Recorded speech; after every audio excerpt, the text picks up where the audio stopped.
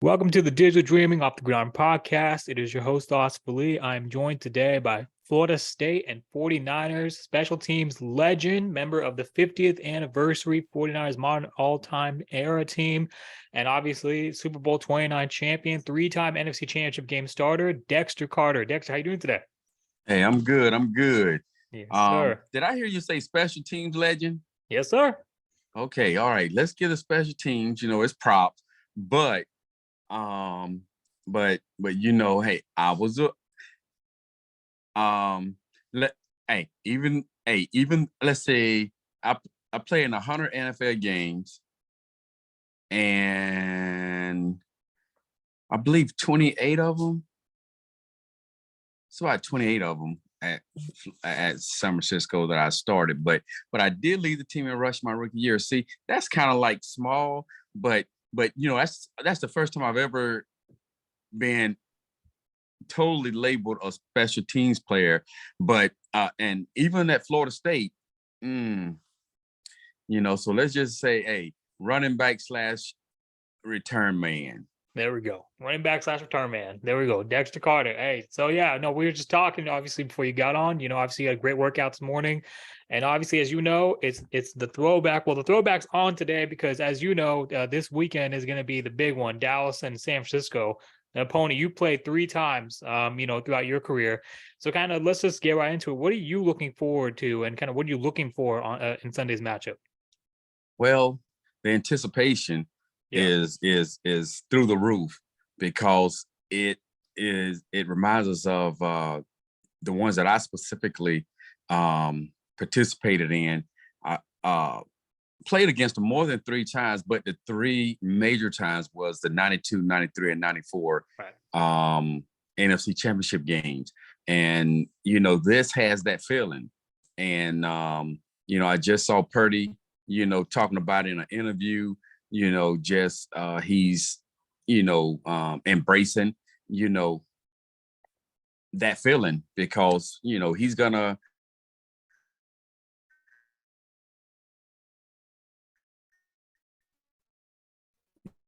he's thrown into the history of it now because, it's a playoff game. It's not the NFC Championship game, but it's a big game.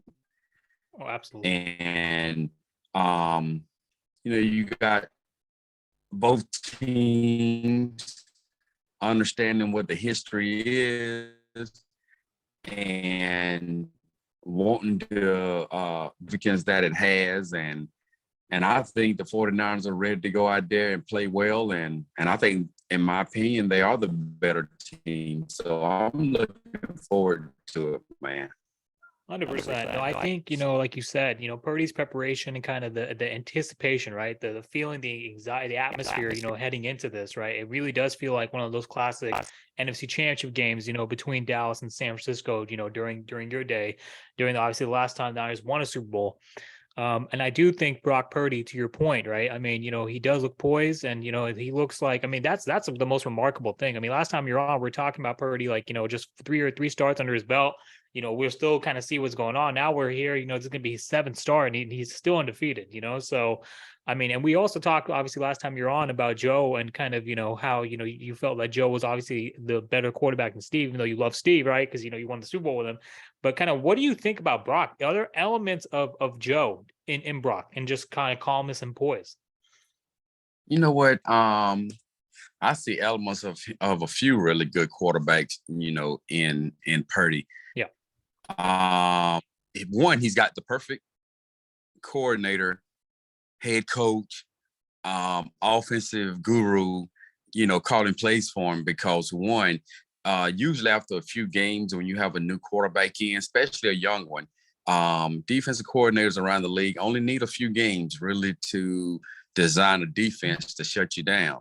Right. But Purdy is very fortunate that he's got Kyle Shanahan at the helm to be able to call plays to his strengths and have an offensive line that is healthy and one of the best in the league. So, and those tools he's got around him. I mean, Purdy is in a position, with some tools around him But the thing that I like is it's not just that.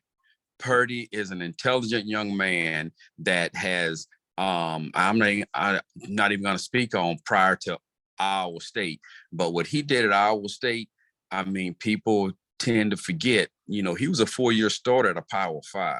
Right. And that, you know what, that is a lot to be said, you know, in his preparation, his poise, his calmness, and his ability to be a leader. You know, he was a captain on that team for, you know, every year that he was there. So he knows what it is to be a leader. And, you know, he doesn't let mistakes, you know, bind him down, or he doesn't think about it. He moves on. He's the perfect young player on the perfect team with some great players that are healthy and a great coach, you know, leading the way. I tell you, he reminds me a lot. You know, I'm not going to compare anybody to Joe and Steve, you know, because they both were great, great quarterbacks. There's just remnants of, to me, Tom Brady. You know, Wow. comparing him to Tom Brady, but you know what? It's interesting. I've seen the transition of a lot of quarterbacks from one to the other. What I see in Purdy is usually a quarterback like Joe should lose his position, you know, to a backup regardless of who it is. But there are special circumstances. Brady and Bledsoe was one of those circumstances. Joe and Steve was one of those. And I tell you right now, you know, if I'm the decision maker on the 49ers, you know, I'm happy that Garoppolo was stayed with us. I'm glad he filled in when Trey got hurt, you know. But I'm gonna tell you, going into this next year, regardless of what happens this weekend, I believe that Purdy has earned the opportunity, you know, to fight for that starting job. And Garoppolo, based on his performance or Purdy's performance, I think that solidifies the fact that you can't have Garoppolo on the roster, regardless of how well he's played. And even Trey Lance, in my opinion, as far as saying, oh, he's a starter when he gets healthy, I don't think that's a guarantee. And I'm one of those that always said a guy cannot lose his job based on injury. But it's a different time now. You know, Purdy has come in and he has performed, you know, to the expectations of what a leader should be. And he's got the ability to do it. Hey, a coaching job, and you can ask, you know, Lovie Smith, you can ask the coach at the Broncos, you can ask them all. You know what, man, you better win by all means necessary. Yeah. And hey, you better play the best players or you will be gone. Right. So I think just with that in itself, I know nobody's talking about it right now, but, you know, just from my perspective, I think this young man has earned the opportunity to lead that team going into the future. And, you know, Trey Lance, hopefully he comes back healthy, you know, but I'm going to tell you, I said earlier, Kyle Shanahan can protect a player. He can call plays to keep him safe from defensive coordinators. He had that chance with Trey Lance. Trey didn't come out slinging that thing like Purdy did. Yeah. I mean, there's a distinct difference. So, you know, again, I've already said it, but I think, you know, Purdy looks like the future, man. 100%. No, I appreciate you kind of getting right into that because, you know, I was going to be my next question, but you already answered it because, you know, the question which I had was, let's say Brock wins this game and he's able to kind of get, you know, the team's NFC title game. You know, obviously, you know, with the buzz around Trey, the buzz around, you know, Jimmy, with the quarterback controversy, I mean, the QB room is loaded. You know, obviously the Niners are loaded from every position, but the QB room is especially loaded. You know, it's a good problem to have, right? But, yeah, you know, I think, you know, to your point, right? And obviously, you know, because some of the fan base is still split, you know, obviously over Trey and Brock because of Trey's potential and his upside, right? You know, and so, but like you said, like, you know, you can't lose your job to injury, and potential, you know, in the NFL is I mean, potential it never outweighs production, right? that's And so right. it is what it is. Yeah. So it's, you know, hey, but rather than, you know, let's stand in that area of, oh man, who should be, you know what, let's enjoy this moment Yes, because the sir. 49ers, you know what, are on the cusp of that greatness that we once had and getting back to that NFC Championship game. And, you know, I've always said, if you can just sneak into the playoffs, doesn't really matter what your record is. You know, if you could just sneak in there, you know what, everybody's got a clean slate. And that's where the 49ers are. You know, I think back, I say that, and it reminds me of something. I remember 1991. We started out, I think we started out like either 2-3 or 1-2 or something. And I remember the 49ers, come on, man. We had just came off of 3 straight NFC championship games, 2 Super Bowls, and, you know, and that loss to the Giants in the last few seconds, you know. Then the next year we started out that, and we ended up coming back and winning 10 games. And we were the hottest team at the end of the season, but we didn't make the playoffs because of the way teams were playing that year. We didn't make the playoffs. And I'm telling you, man, but if we'd have made the playoffs, we were the hottest thing. Yeah. But it don't, you know, that doesn't count. All I know, hey, you know, I just remember Eddie DeBartolo making a visit from Ohio, you know, after those 3 or 4 games, and he wanted to know what is going on. You know, you know, to my recollection, it was something like we had a team meeting and he showed up and he said, is there anything that I'm not providing you guys that you need to succeed? You know, and of course, hey, man, the man was first class. You know, we had everything. He said, then what is the problem? Yeah. What's the problem? Right. Hey, man, that little short meeting in itself turned that thing around. But again, as I said, you know, the way the teams were at that time, man, you dropped 2 games or so and we couldn't catch back up. Right. And that, you know, put us out of the playoffs. A 10-win season, but didn't get in the playoffs. So, but it is what it is, man. But anyway, I'm always going back, man. So I apologize, you know. No, absolutely no, because what you just said is actually a massive point. What you said about not losing your job, your earlier point about not losing your job to injury. Joe lost his job that season to injury to Steve because of his, right? So Sure did. You're right. So, and that's exactly, yeah. So it is, you're right. That's relevant. You know, such a great host like you can connect those dots like that. So I appreciate it. Thank you. No, I appreciate you. It means a lot, you know. So let's talk about kind of what you just said and kind of, you know, like you said, getting hot and at the right time. This Niners team has won 10 straight, the first time in franchise history to close out the season winning on a 10-game winning streak. Obviously, we saw what they did in the wildcard round against Seattle. You know, obviously, you know, like what we just talked about, how we're both picking, you know, Niners to, you know, get over Dallas. You know, I mean, let's say that, you know, Philadelphia beats New York, or let's say, like you said, if New York comes back for that classic, you know, New York, San Francisco NFC Championship game rematch, right? You know, it'll be the 3rd or 4th time, right, in franchise history that they play the Giants in the postseason and the championship game.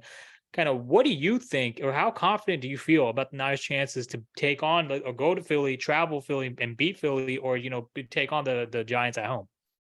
I think the biggest task would be taking on Philly in Philly. Right. Because Philly is probably, I feel this quite a ways, you know, before the playoffs even started. Philly, if healthy, Philly is a challenge.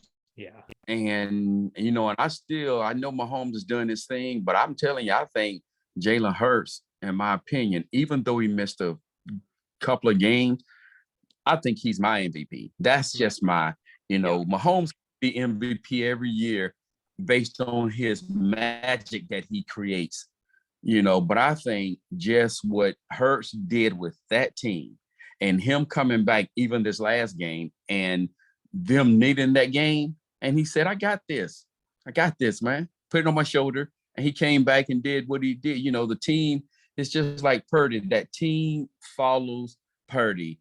That team in Philly follows Hurts. You can't say the same thing with Dak and Dallas. Just my opinion. Yeah. You know, the confidence isn't there. But I believe Philadelphia will be the biggest challenge. But I think as long as the 49ers have no injuries and they stay healthy, any offense is going to have a challenge with our defense. Right. What our defense is doing is as miraculous as what Purdy and that offense is doing. You know, I mean, I put our running backs up against anybody that we have yet to play. I put our receivers up against anybody. I mean, our line, I mean, I really don't see anybody really, if we stay healthy on both sides of the ball, it's going to be a fight. But I think Philly will offer the biggest challenge. And we'll see what happens because, hey, the Giants has surprised some people. I mean, isn't their head coach first-year head coach? Yes, sir. Yes, sir. I mean, that's a big deal, too. And I'm going to tell you, I like the quarterback when he came from Duke, is it? Yeah, Duke. Yeah, man. I mean, I like him. I think a lot of it had to do with his coaching. He underperformed, but I think it was the coaching. They got another coach in there. He brought different assistants in, and Barkley got healthy. So I'm going to tell you, no game at this time is going to be easy. Although I do think the 49ers, there's the possibility of them winning by double digits, by 2 touchdowns against Dallas. Dallas, to me, is probably the one team in the playoffs that should be thankful that they're there. I do think T.Y. Hilton is going to be, a help to that offense. But, man, their discipline, their team discipline is not very good. 100%. That may be what is hurting them. Absolutely, 100%. I think they're the most penalized team in the NFL, and they've been that most penalized team in the NFL the past 3 seasons under McCarthy. So, I mean, there's a reason for that, It's lack of discipline. Absolutely. I think, every team has good players, and I'm not taking anything away from Dak. But I think, that team discipline, man, I sit and I see them back-to-back plays, just false start and and offsides and different things like that, man. You can't do that in the playoffs. You can't do that against really good teams. 100%. No, you definitely can't. And, I mean, we've also seen many kind of, legends such as, your counterpart like Neon, right? Your college teammate, your 49ers teammate, right? Say the same thing. See Shannon Sharp say the same thing on Undisputed. If you make those 1 or 2 mistakes that you can get away with in the regular season, you do that, let's say, like you said, against the 49ers or against Philadelphia, you're going home. It's that simple. Right. So going home, every play counts, every play call. That's why, regardless of what level it is, I say, man, you have got to strain in your effort, in your concentration, in your focus. You got to strain every single play because you can't get plays back. 100%. You never get those plays back. So, yeah. So let's just say now, now we're talking NFC Championship. Obviously, Philadelphia is the wild card. The wild card team, not the wild card team, but like the wild card in terms of the outcome, because they're going to be the toughest challenge. Right. What do you think about the AFC? Maybe let's say Bengals, KC, or Buffalo, or even Jacksonville. Kind of, what do you think? Which one of those teams presents the biggest kind of matchup problem for the Niners if they end up making it to the Super Bowl? Things are kind of falling for the top 3 teams, and probably the top 3 teams, arguably in the league, are falling exactly the way, in my opinion.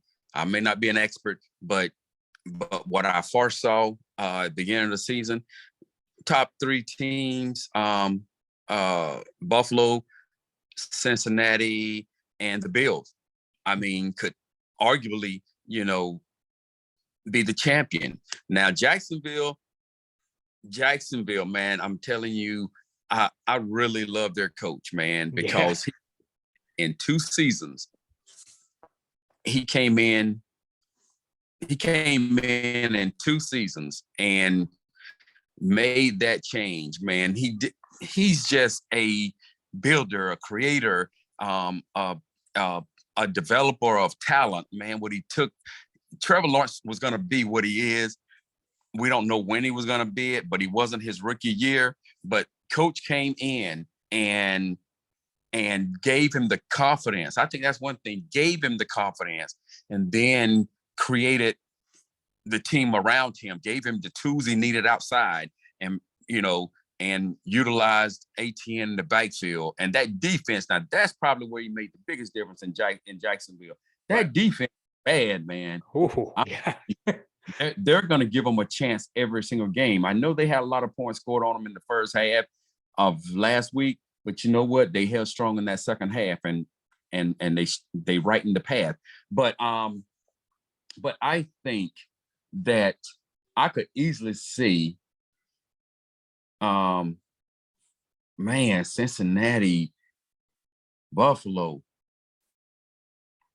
Mahomes. I can't pick one of them. And the crazy thing about it, in my opinion, Jacksonville got a chance. Yeah. Jacksonville got a chance against every one of them, and don't care that they're going on the road to do it. So the 49ers, if we are the one, which I think we will be, to come out of the NFC, it's going to be a tough one against Philly, though. I think, regardless of who it is, I just think it's going to be a better one if the 49ers are there. But I'm going to tell you what, I'm going to go out on the limb right now. And I am going to say this exciting Super Bowl, which is a ways away. Yeah. I'm telling you, man. Woo. I believe it's going to be those 49ers. And as much as I wanted to be one of those, man, wonderful stories for the Bills, great story, 3 and all that. Man, I ain't but one man I done seen take Mahomes down. And I see him doing it again. Yeah. I think those Bengals, man, it's going to be back in, what was it, 89? Yeah, 87, 9. Yeah. Bengals against the 49ers. Yep, 89. That would be great. But they played them again now prior to that. Yeah, they played them in 82, the first one. Oh, 82. Thank you. Yeah, man. But, that is my prediction, big dog. I know you did not ask me. That was not my plan to do. But, man, you got me heated up right here, man. Yes, sir. It's going to be some good games, man. But I think, the 49ers and Bengals look like a good one. 100%. No, and I'm going to agree with you, because if you look at the Bengals receiving core and you look at, even though the offensive line has the questions, this same team last season, we saw them with this patchwork offensive line still be able to eke out wins and make that Super Bowl run, because of the fact that they were able to keep the game so close with, just like you said, the defense, as well as, the guy number 9, behind center. So with those receivers, T. Higgins, Jamar Chase, Tyler Boyd, with all the weapons they have, Mixon, obviously, kind of like, he's like a mini C-Mac coming out of their backfield, and also in the play action. I mean, they definitely have, they present matchup problems. I think Kansas City, they've had the fortune of playing in just my opinion, obviously in that soft division. So we'll see. We saw KC lose to Buffalo this year. We saw KC lose to the Bengals this year. So all these teams, Jacksonville, even when Jacksonville played KC, they did have a chance in that first quarter, and then they just kind of, a few mistakes here and there, and it blew the game wide open for KC. But in the playoffs, if you tighten it up, like how the Giants did against Minnesota, you can reverse those regular season outcomes. So it just takes a few plays. Yep, you're absolutely right, man.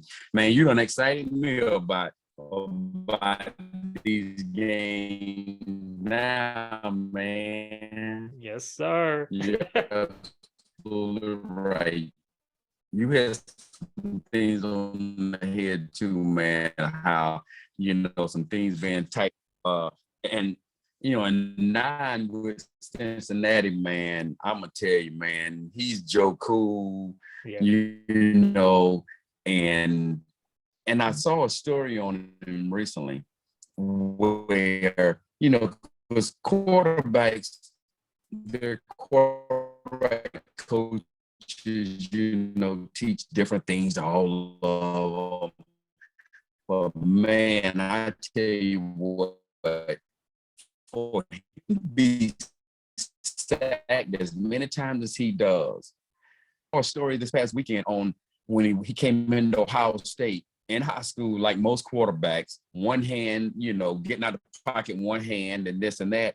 And man, that Ohio State quarterback, and I didn't think it was feasibly possible, pulled that ball away from a defender. But man, did you see the story?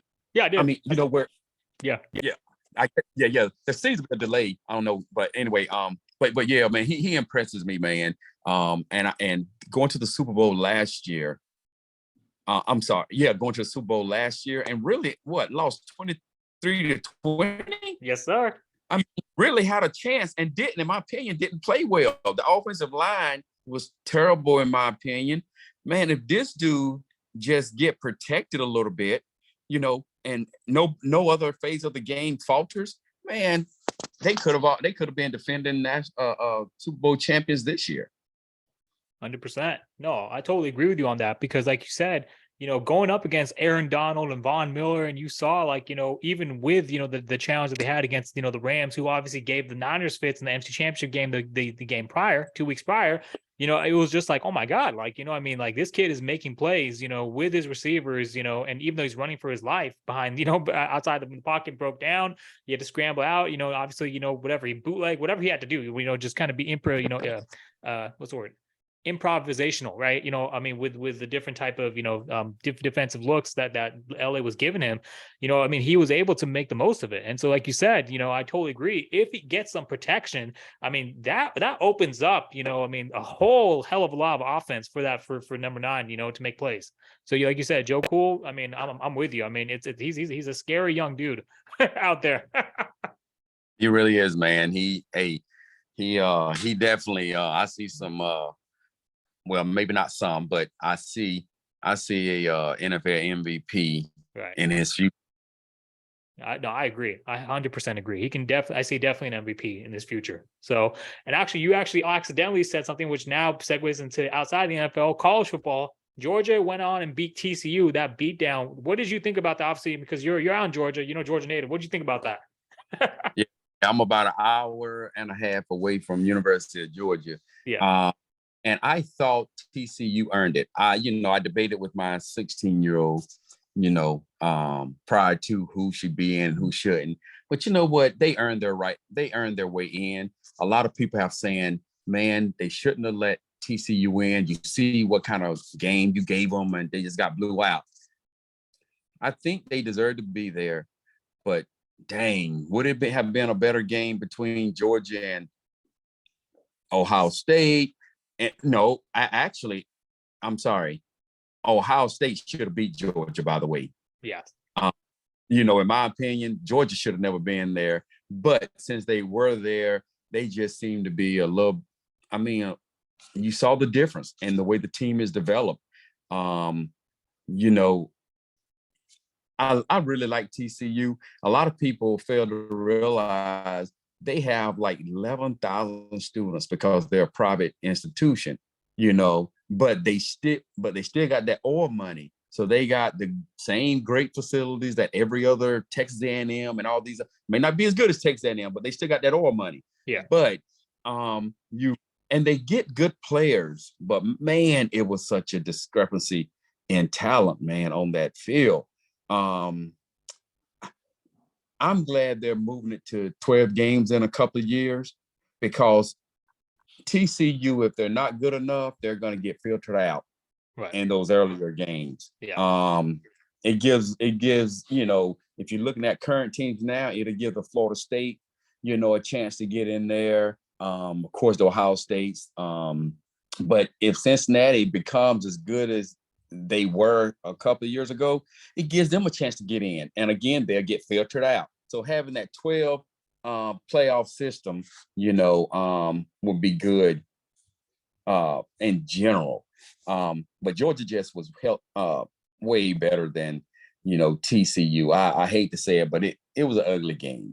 Yeah. And I'm gonna tell you, man, this is on another thing, but hey, I like the underdog.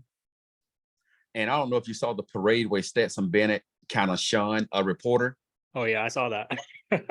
But I've noticed this for quite a few years. I get it. He walked on, then he had to leave because didn't think he was good enough. Then he came back. Then they didn't want to believe that he was good enough. Then guys got hurt and he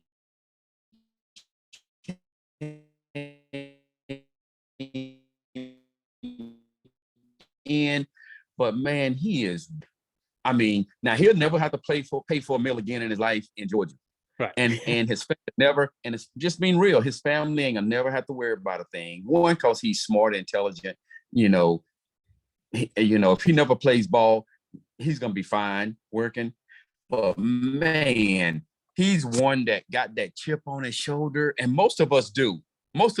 Even that guy Dexter Carter, when he said, "You know what? Hey, I was a running back too, not just a special teamer." Yes, sir. Talk. Yeah. But Stetson, he has that edge. I mean, he doesn't think anybody should have talked about him being slap drunk at the parade last year. He was slap drunk, and then he couldn't get over the fact that the journalist said, I don't know if they're gonna make it back to the championship again. They're not as good.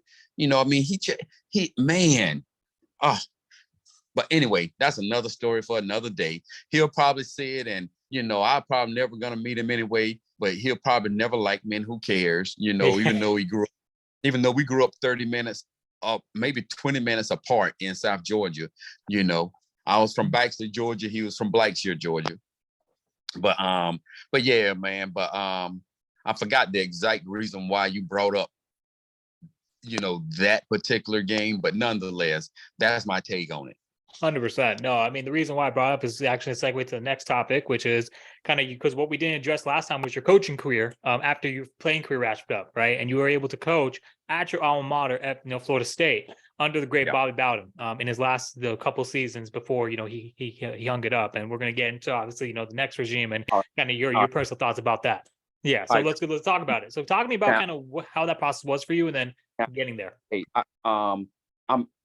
this part's gonna be in the car because I got to go pick up my my boys from school. Just one moment. Sure. Now I can. Yeah, I got you now. Can you hear me? Yeah. No, I can't hear. No, I could. Now I can't.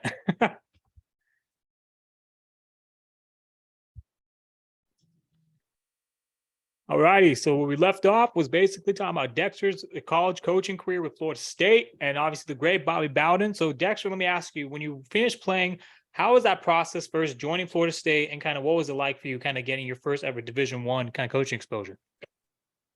You know what? It was really exciting, and how I got to that point is really interesting only because let's see, my coach career, I retired. 1997 season was the first season not playing. 10 years later, 2007 is when I got the Florida State job. Yeah. And within those first 10 years, I really wasn't able to build my coaching career the way I wanted to because one, for the first 7 years that I was retired, man, I was having a knee surgery all the time. I had 17 knee surgeries over those 7 years, had a knee replacement by the age of 35 in 2005. But I was out there coaching, Dexter Jr., my youngest son. And as Dion would tell you, he's been a head coach long before he got the Colorado job. Long before the Jackson State and long before the high school coaching gig he had. He was coaching his youth program called Truth. And you know what? If you look back at those days, he coached the same. It is because it's all about accountability. It's all about teaching, teaching the kids in a method in which they can learn. You don't change what you teach. You just change how you teach it a little bit.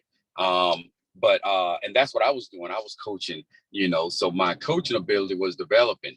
Florida State just happened to be, that big college job that I got. That was the first big job. But, I had coached, high school but nonetheless, nothing is as exciting and as financially rewarding among other great rewards, when Bobby Bowden, called me, and I was fortunate enough to get that job. But in 2007, when he hired me, he hired me and Jimbo Fisher at the same time, because the program, Coach Bowden has always won 10 or more games forever. And then he went 3 or 4 years, winning 9, 8 games, and might have been 7 at one point in there. And, he had to make a difficult decision because, he's loyal to his coaches. And those coaches had coached with him from when I played with him, when I played for him. And he had to let, at least the offensive staff go. But having an opportunity to come in and, I tell you, had some smart people, man, around me. Not only the deep Mickey Andrews and Chuck Motto, who left Florida State and coached, North Carolina State Wolfpack. I'm sorry, really good coach. Then he came back to us. So those 3 years, man, having a chance to learn football from a different perspective from some of the same guys that coached on Florida State when I did. And then Jimbo was a different situation. Jimbo, played ball when I played. But while I was at Florida State playing, Jimbo was playing for Terry Bowden at Samford University. So he was his quarterback. So Jimbo used to always come back to Florida State during the off season, which of course theirs ended a lot sooner than ours. But we were always in a New Year's Day Bowl, which was equivalent to the playoff system today. Yeah, we were always playing in those New Year's Day Bowls, and Jimbo would come back, be on the sideline and at practice with Terry and and things to such that he became the quarterback coach for Terry at Samford. And then when Terry went to Auburn and became their head coach, he took Jimbo with him. So that's kind of where Jimbo's coaching start came. And then so when Coach Bowden was looking for offensive coordinators, he was a part of the family. So he quickly hired, Jimbo, who was a coach on the rise. He had coached after Terry, and the Auburn job, went its way. He ended up being hired by Les Miles at LSU. And then Nick Saban took over and Jimbo worked for Nick Saban. So Jimbo grew up in the SEC, very intelligent. And I did see that. I witnessed the intelligence and the hard work and the X's and O's. He had all of that. So I was fortunate enough to be able to have my first coaching gig, learning from Coach Bowden and those great defensive coaches. But of course, Jimbo Fisher, because he knows his X's and O's, and, he's a good recruiter. So I had a chance to really, learn early on, a lot of what a coach needs to learn, if he wants to be successful. 100%. So let's talk about kind of, like you said, throughout your tenure at Florida State, what were some of your high moments as a coach, and kind of what were some learning lessons during that tenure? You know what? The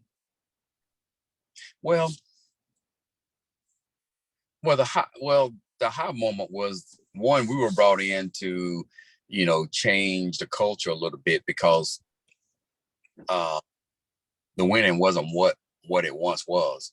Right. So you start seeing a glimpse of it, because the recruiting changed, because around that time is when the recruiting became, instead of you peddling the pavement and getting out there and seeing talent for yourself with your own eyes, you got a lot of the Rivals and the 247, a lot of these recruiting platforms started doing recruiting and then selling it to the schools, and the recruiting services started dictating who was 2, 3, 4, 5 stars.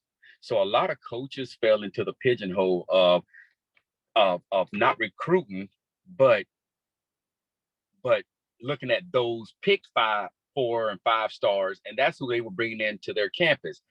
They weren't really 3, 4, and 5 stars, because when you bring them on the campus, all you got to do is mess up a handful of times. And instead of developing a team with the best talent you can find, you're building a team on false 5, 4, 3 stars. And then all of a sudden, you're 2 and 3 years when those guys are starting to play, you see they're not very good. And that's what happened to me, in my opinion. That's what happened to the staff that Coach Bowden had to let go, because they were recruiting paper 5 stars instead of going out and recruiting. And because a kid could be a 2-star in somebody else's mind, or a 0-star. If I like what I saw and I believe in my talent development, I'm going to get that guy. And that's the guy that's going to end up in 2 or 3 years proven to be a bona fide player. And that's what we started to see at Florida State, is that we started recruiting guys that we saw could be developed into those potential NFL players. And we started winning again. So the high point was just what I learned, in that position, from good coaches. The bad part probably was, undoubtedly, was the fact that, the guy that I loved that gave me an opportunity out of Baxter, Georgia, 3 red lights and a flashing light, gave me an opportunity at Florida State with a scholarship to change my life and my family's life, was still there after I went through college, went through the NFL, then went through some retirement, then he hired me. So having a chance, that was part of the high part. The low part was, very quickly after being hired there as a coach, in my opinion, his job was snatched from him, because of the transition to Jimbo Fisher, and how that particularly transition, was unsettling to me, regardless of if it was Jimbo Fisher or somebody else. Bobby Bowden, the winningest coach in college football, in my opinion, deserved to go out how he wanted and when he wanted. But because of that transition, he was not allowed to. 100%. Now, last time we talked off camera, we mentioned kind of some personal feelings you have, like you said, for Jimbo, and kind of kind of his style, and obviously you're not alone in that category. So I guess now's the opportunity. If you want to let it out, feel free. Well, you know what? What I'll point out per that is everything is public knowledge. The only thing that's different is, one, I had a 3-year experience in the fact that of how it transpired. Because Coach Biden hired me to be the running backs coach. He didn't hire me to, slip in and try to push Jimbo out and be the offensive coordinator. No, he hired me to do my job. He didn't hire, the tight ends and receivers coach to say, hey, you know what, man, I want to be the offensive coordinator. No, he hired Jimbo to do a job. He hired us to do a job, and he didn't hire Jimbo to, have head coaching aspirations and decide after he was hired as the offensive coordinator to, to go at Coach Bowden's job. And in reality, that's what happened. It ain't like something that is secret. It's not something that I created. It is what it is. Jimbo had head coaching aspirations, and and undoubtedly, would have been a great head coach regardless of how he got the job. But unfortunately, Florida State had the greatest coach, that there was, and should have walked out how he chose to. But unfortunately, Coach Bowden, was told early on, within the first 3 months, 3 to 5 months, that, Jimbo was going to be, his heir apparent, and that he could coach as long as he wanted. But when he stepped away, Jimbo was going to be the guy. Well, nobody talked to Coach Bowden about that. So I'm sure that was tough for Coach Bowden, but we continued and we stayed focused, and Coach Bowden kept us focused, but I'm sure Coach Bowden had 2 sons, one that was a big time coach at Clemson, and one that, was another big time coach at Auburn. He might have wanted to pinpoint one of his sons to be the heir apparent, but he didn't have that choice. The coaching waiting tag came along, and you know what we did? Coach Bowden accepted it because he didn't have a choice. They didn't involve him in that process.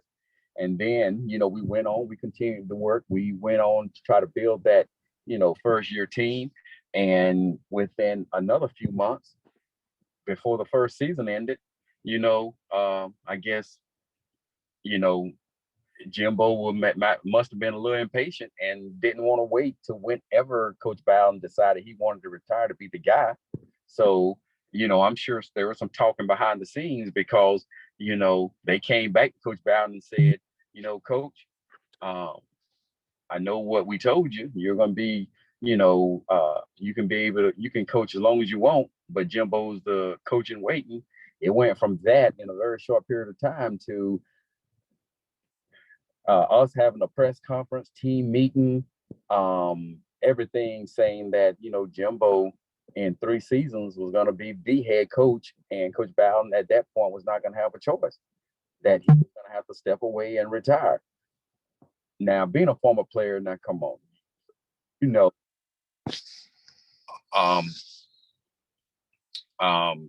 I'm still with you. Yeah. Okay, because I got a call. I don't know why he's calling, but we had 3 former players on that team. Odell Hagens, who is the longest tenured assistant coach in the country. I think it's 30 plus years that Odell is being the defensive line interim head coach until they got a new head coach at Florida State. We played together, came out together. Both were drafted by the 49ers in 1990, matter of fact, on the defensive line. Then you had Lawrence Dawsey, who we came in as freshmen together, played for the Tampa Bay Buccaneers. He was the receivers coach. Now, I'm very sure I wasn't the only former player that felt like, man, what? Man, this is Coach Bowden. You got to let him go out on his own terms, But you know what we did? Coach Bowden had no choice but to accept it. There was never any grumblings in coaching meetings. We stayed focused on what we were supposed to, and that's what we did. We did our job, and Jimbo, Jimbo proceeded to BOC and, and have a lot of control over recruiting, and he's a great recruiter now. Don't get me wrong. Great recruiter, great X's and O's. I just didn't like the way it transpired. But a lot of times when, people aspire to take that next step in their professional career, you don't always like how it happens, and I surely didn't. But you know what? He proved to be a great X's and O's, great recruiter because, and I predicted this. I was a year earlier than it actually happened. But there was an interview that I did, because when he did take over in 2010 season, I told him, I was like, you know what, within 2 years, he's going to win the national championship. Because it wasn't just those 2 years that that his recruiting impacted Florida State. It was those previous 5 years, because we were there for 3 years and his stamp was on that recruiting, so it was 3 plus his 2 years. And then that 3rd year, he won the national championship. So it wasn't a surprise to me. I never said the guy was not a great coach. I never said that he wasn't a great X's and O's. I only knew, what the facts of how the job left Coach Bowden and went to him, So it is what it is. I still respect, Coach Fisher, for his ability to coach and his ability to recruit. But it is what it is. I don't minimize, his ability in college football, and I'm not mad at the man for leaving Florida State, and going to Texas A&M. You throw $75 million in front of me, and hey, Florida State, I love you. I appreciate you birthing me, but the only bad thing is, I think he probably knew he was leaving for LSU for a few years, before, you know, because his athletic director that was at LSU went to Texas A&M, and I think it was something in the works. But nonetheless, I just think the recruiting was a little laxed. There the last couple of years that he was there, and it showed moving forward.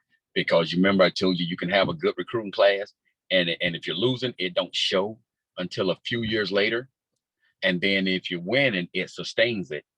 And if you know what I'm saying. So I noticed there those few years before he left, it was not great recruiting years, and you could tell on the field because when he left, Florida State took a nosedive. 100%. And if you got good players, you don't take a nosedive that quick. Yeah, exactly.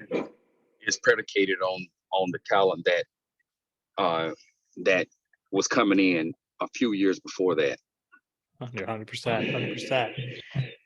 Well, you know, I think we're right at the hour, so let's go ahead and wrap this up. You know, Dexter, appreciate you joining. So final thoughts, obviously, for the playoffs. We got Niners winning the Cowboys over 14. And do we have the Niners going to the Super Bowl? And like you said, reclaiming that greatness that you were able to accomplish during your day. Absolutely. That's exactly what I see, my man. I'm excited. You know, I don't see the coaching staff. I don't see the D coordinator, Oates, head coach, all of a sudden, you know, underutilizing those playmakers that they brought in on both sides of the ball. Yeah. Playmakers at moments like this. Absolutely. That's right. Yeah, man. So good luck to the Niners. Good luck to the Niners. I have to give a shout out to your shirt, Protect This House. You know, obviously the last time the Niners had to play Dallas at the house was that 94 championship game. And y'all would definitely protect that house. No doubt about it. I'm gonna tell you, hey, you can have a great offense, but you better score a lot of points. The one thing we got is our D coordinator, man, who unfortunately for us will be a head coach next year. Yeah. But man, he's got I'm talking about every position. He's got the right players in place that are healthy, and he is dialing up those, as well as I said, Kyle Shanahan dial up those offensive plays for the talent that he's got, and that quarterback in Purdy, man, those defensive plays are dialed up that fit those defensive players, man, and I don't see it changing this weekend. 100%. Let's go Niners. You know, let's go get this W. All right, Dexter Carter, appreciate you joining, brother. Hey, appreciate it, man. We'll see you later. Yes, sir.